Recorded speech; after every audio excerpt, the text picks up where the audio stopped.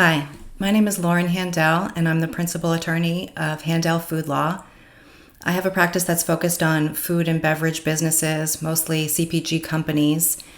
And a lot of what I do is advise my clients on regulatory compliance, particularly with regard to the labeling and advertising of their products.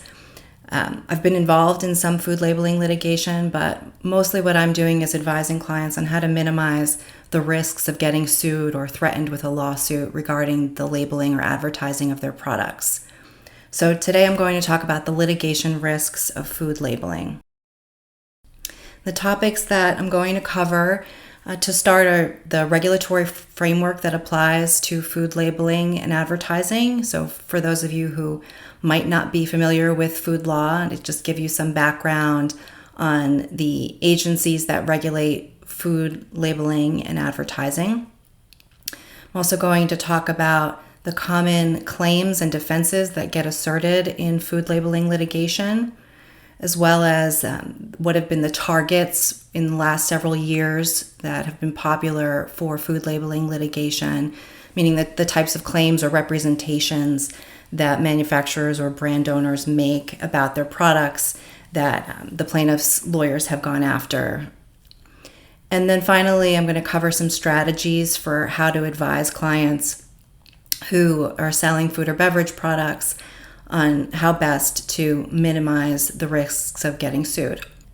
So my goal here is to just inform you about the legal issues with the labeling and advertising of food and beverage products, but with a particular focus on minimizing litigation risks.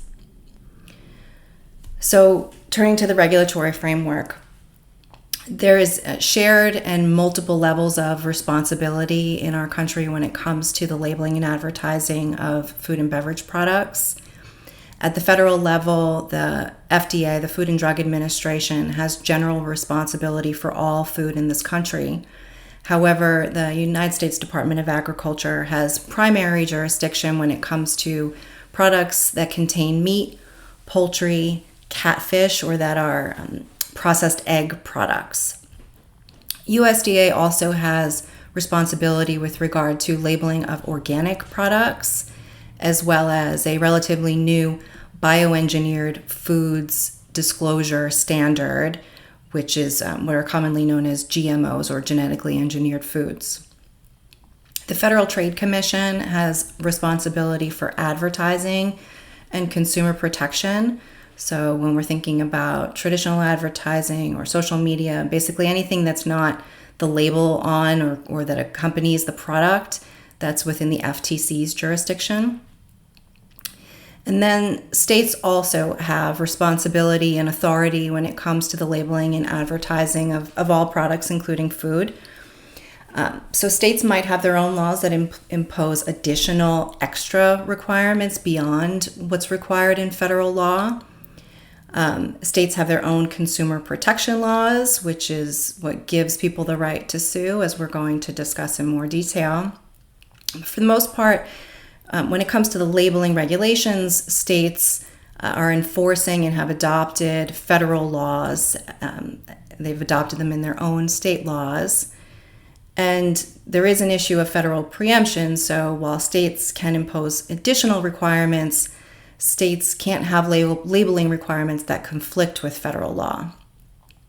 An example of a state law that goes beyond federal requirements that's very significant in the food and beverage industry is Proposition 65 in California, which requires warnings on products that can expose people to chemicals that the state has identified as cancer risks or reproductive harm risks.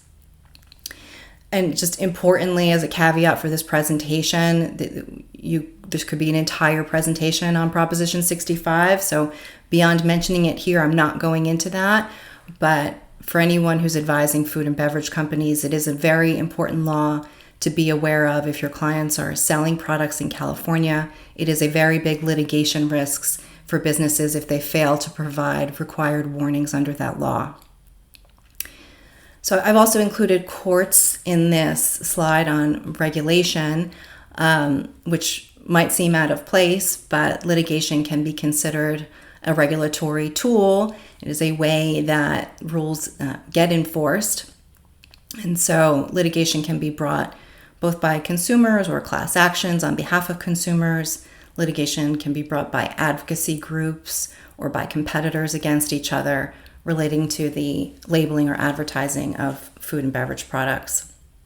And given that, especially when it comes to FDA, the enforcement of the federal rules are fairly lax, there's a lot of room for litigation, and it's become a very active form, especially of class action litigation, to target food and beverage product labeling.